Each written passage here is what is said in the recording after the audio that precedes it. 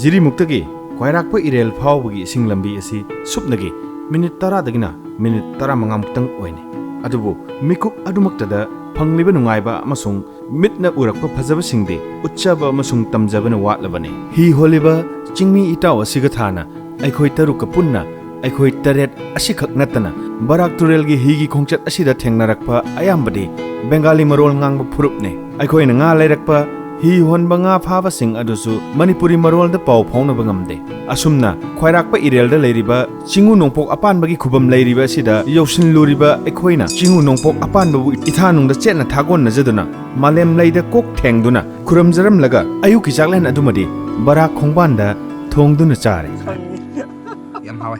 ita por min thumba puti ban saklam khangam ga ngoi igam sani asps sak lere barak khongban da barak turelgi khongban na bu sak cha du ima poki sisu asam akhoi le mi jo asam sisu asam khoi mani poi al leo re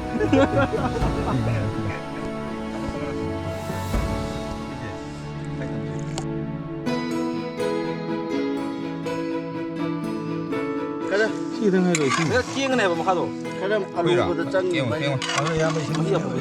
si ro plok ko lo tausa ya bos yam de ni ko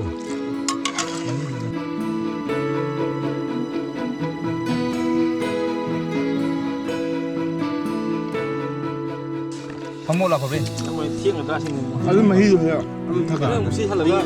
xí là nó trồng là bao nhiêu này tôi cũng sa ko sina maga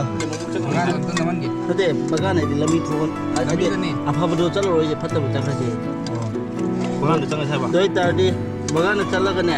mudung ga phawjang ga se ngai ngari tu ya tra ba sa ko mahusana exploring manipur na chacharuba mafam singda chacharuriba aikhoi pumbana plastic ki polam tahallamdabagi lichat adu baraki mafam asimaktadasu chap manana plastic ki polam matasu tahanjaramdre chakcha na sana numidangi saksu baraki nga thongduna chaminarsi hainarakpadagi nga amagasu lawbuda matake khai ba ni ge bala ne baraki selasida lakpa hi khudingmakta nga yaubra haina chatminariba jiribamgi isilnaw singaduna hangbiduna kaina thangda hi ani lakpada nga yawi haibadagi nga gi mamal ngangnabagi pibam madumak yamna nokningba mani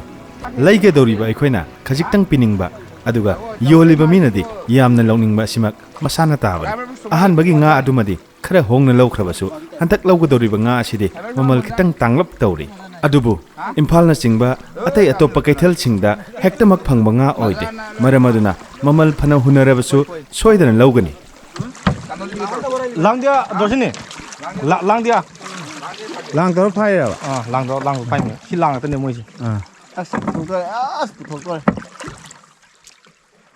gagot ngak ta puthok tor hoje mande thage ne nó có nga châu hay vậy mình thấy được nó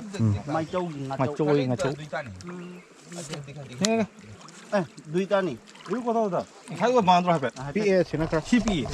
가이 좀 hingi si di ya ka sugai 어 저기니 450 ko 450 go 아니다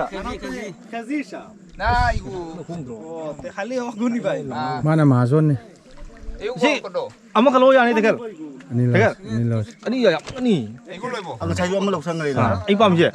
ekhon ekta loi si to ekta loya 두 비디오 야 로세와 두 tu bisi loi 250 loi si to ek ono de jiga noise एकटा 로야 खाली एकटा 로야 से paisa aina the noise de ma কোনা আমিও বাবা আইব না কো তুমি কো আগে দিয়া লবে 250 দিয়া লইছে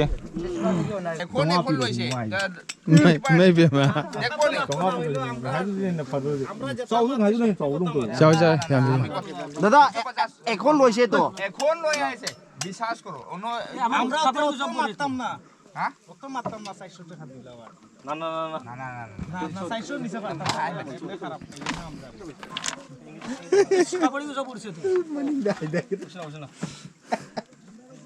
আমরা তো নাই করছি না না দেখি আমার বাবা আইতো না মেশিন তো চালাই দিয়া নাই তো করছি না আছে নি মাছ কইছো আমরা আছে ঠিক আছে দাদা এখন 300 মাঝে লই si to না না এই কথা না মাগুর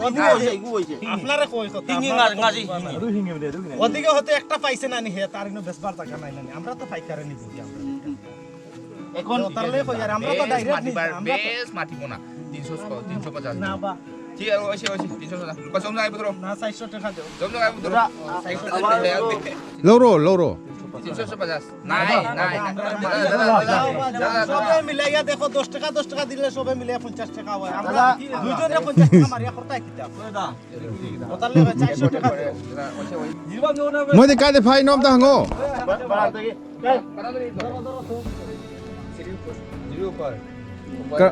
আসে জিরি মুক্তা কি niskandi jadi niskandi jadi mata di Jadi mata ये sudah mata kipai apa jadi mukti mata ko itu. 어 모자도 고양이 khara sao bom loro ne quay sau rồi xin yare yare sai đây xin này đi sau sau rồi 어 yare yare yare 아씨 하오네 시 요지 나 얘니 그이노 khai vô ba để khi vô khai vô Lah tiga sudah. Belau aja. đàn này bạn đây vô đây con asa suoy ma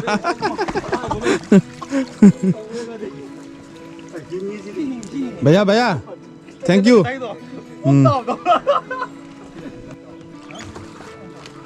nga gì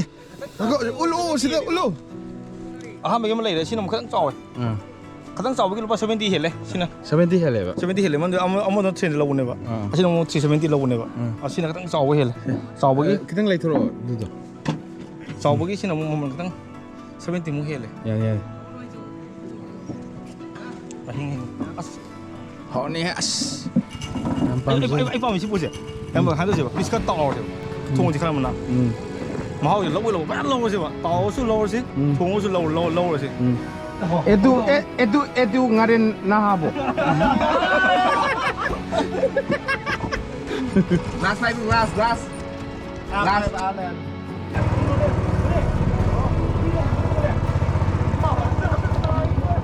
yam nungai bam na asi hujik jiri bam da lakpa kan sida jiri dagi isil no mayam yaubiraga barak turel gi khongnung da barak turel gi ichel da ngasau ko bunga do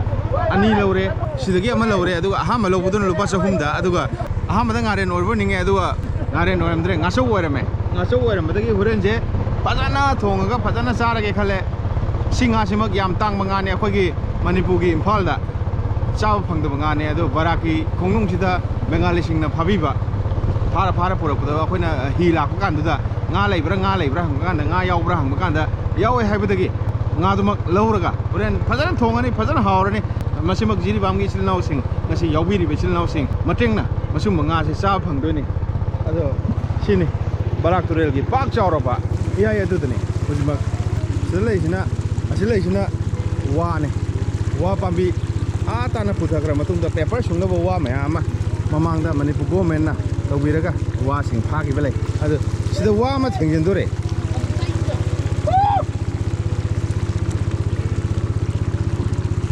sai ne si sai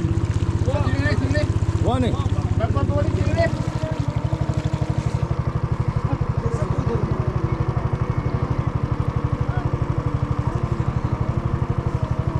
nga pha ba gi ra si ja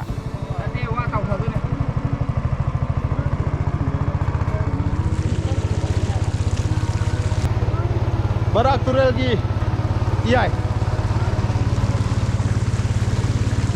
asam gi forest ki som lairi aduga khoi gi manipur gi forest ki som lairi aduga somna kanchu adum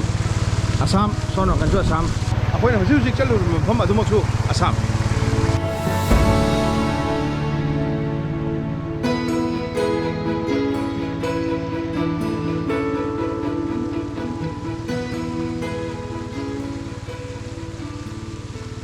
jiri mukne sina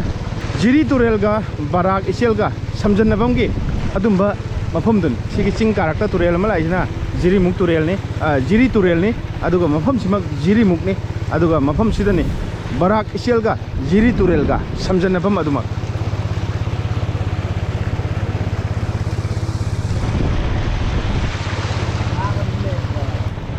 jiri turel na barak ta samu mikupta jiri turel gi maming mangduna barak turel onduna sian thakhiba mafam adumak silongi dauki haiba mafam duda sian thaba umngot turen gi chelna kari haluna aikhoi gi su leirina barak turel gi pak chawroba yamna taru be sing leirina ꯁꯦꯝꯕꯤꯅꯕ ꯁꯥꯕꯤꯅꯕ ꯋꯥꯠꯇ꯭ꯔꯒꯗꯤ ꯃꯐꯝ ꯑꯁꯤꯃꯛ ꯇꯨꯔꯤꯁꯁꯤꯡꯒꯤ ꯂꯝ ꯀꯣꯏꯕꯁꯤꯡꯒꯤ ꯑꯗꯨꯃꯛ ꯄꯥꯝꯅꯕ ꯃꯐꯝ ꯑꯃ ꯑꯣꯏꯔꯒꯗꯕ ꯃꯐꯝ ꯑꯁꯤꯃꯛꯇꯗ ꯂꯥꯛꯂꯤꯕ ꯆꯠꯂꯤꯕ ꯂꯝꯕꯤ ꯄꯨꯝꯅꯃꯛ ꯁꯦꯝꯕꯤꯔꯕ ꯃꯇꯨꯡꯗ ꯂꯝꯕꯤꯅ ꯐꯔꯒꯗꯤ ꯇꯨꯔꯤꯁꯁꯤꯡꯅ ꯂꯥꯛꯄ ꯀꯥꯟꯗ ꯌꯥꯝꯅ ꯈꯨꯗꯣꯡ ꯆꯥꯒꯅꯤ ꯑꯃꯁꯨꯡ ꯃꯌꯥꯝꯅ ꯌꯥꯝ ꯄꯥꯝꯅꯕ ꯁ꯭ꯄꯣꯠ ꯑꯗꯨꯃ ꯁꯨꯡꯁꯣꯏ ꯁꯣꯏꯗꯅ ꯑꯣꯏꯒꯅꯤ ꯏꯆꯦꯜꯗꯨꯅ ꯁꯨꯃꯥꯏꯅ ꯆꯦꯟꯊꯔꯛꯏꯅꯤ ꯏꯆꯦꯜꯗꯨꯒꯤ ꯑꯣꯄꯣꯖꯤꯠ ꯁꯥꯏꯗꯇꯅꯤ ꯑꯩꯈꯣꯏꯅ ꯍꯤ ꯍꯣꯜꯂꯒ ꯂꯥꯛꯏ ꯇꯨꯔꯦꯜ ꯃꯌꯥꯏꯗ ꯂꯩꯕ ꯂꯩꯀꯪ ꯃꯅꯤꯄꯨꯔꯒꯤ ꯐꯣꯔꯦꯁꯀꯤ ꯂꯩꯔꯤꯕ ꯃꯐꯝ ꯑꯁꯤꯗ ꯍꯤ ꯊꯥꯡꯐꯝ ꯑꯣꯏꯔꯤ ꯑꯁꯤꯗꯒꯤꯅꯤ ꯍꯤ ꯇꯣꯡꯖꯔꯛꯄꯁꯦ ꯁꯣꯝ ꯅꯥꯀꯟꯗꯅ ꯑꯃꯨꯛ ꯆꯠꯈ꯭ꯔꯒ ꯇꯨꯏꯚꯥꯏ ꯇꯨꯔꯦꯜꯒ ꯕꯔꯥꯀ ꯁꯝꯖꯟꯅꯐꯝꯗꯨꯅ ꯁꯣꯝ ꯅꯥꯀꯟ ꯆꯠꯈ꯭ꯔꯒ ꯇꯤꯚꯥꯏꯃꯨꯛ ꯂꯩꯔꯅꯤ ꯑꯗꯨꯒ ꯁꯣꯝ ꯅꯥꯀꯟꯁꯤꯅ ꯑꯃꯨꯛ ꯖꯤꯔꯤꯃꯨꯛ ꯀꯔꯤ ꯐꯨꯔꯨꯞ ꯑꯣꯏꯗꯣꯏꯅꯣ ꯑꯩꯈꯣꯏꯒꯤ ꯏꯇꯥꯎꯕꯤꯁꯦ ꯃꯥꯔꯅꯦꯕꯀꯣ ꯁ꯭ꯋꯥꯏ ꯈꯨꯟ ꯁ꯭ꯋꯥꯏꯗꯒꯤ ꯑꯁꯤ ꯃꯐꯝ ꯁꯨꯃ ꯍꯥꯏꯗꯔꯒ ꯌꯥꯝ ꯅꯨꯡꯉꯥꯏꯔꯦ ꯂꯝ ꯃꯃꯤꯡꯗꯣ ꯑꯝꯇ ꯍꯥꯏꯕꯤꯌꯨꯅꯦ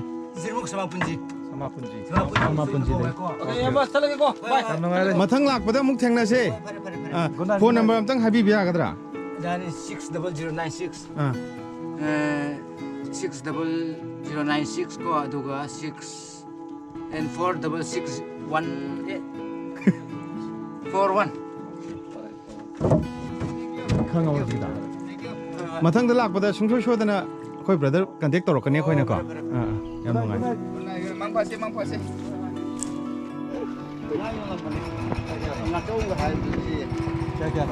ꯑꯁꯤꯁꯦ ꯃꯣꯏ ꯉꯁꯥꯏ ꯄꯤꯔꯝ 300ꯗꯤ ꯂꯧꯋꯤꯗ ꯑꯩꯈꯣꯏ ꯃꯍꯨꯠꯇꯤ ꯍꯟꯖꯟꯕꯗꯤ ꯉꯝꯃꯔꯣꯏ ꯑꯗꯣ 350 ꯑꯗꯨꯃꯥꯏꯅ ꯆꯥꯝꯕꯤꯗꯨꯝ ꯍꯣꯏ ꯏꯁꯜꯂꯣ ꯆꯠꯂꯣꯏ ꯃꯣꯏꯗ ꯏꯁꯟꯗꯨꯅ ꯈ꯭ꯋꯥꯏ ꯁꯣꯏꯗ꯭ꯔꯦ ꯐꯔꯦ ꯑꯗꯨꯅ ꯃꯊꯪꯒꯤ ꯉꯥꯗꯣ ꯑꯣꯏꯅ ꯄꯤꯔꯒꯦ ꯕꯣꯅꯤ ꯑꯗꯨ ꯉꯥꯗꯣ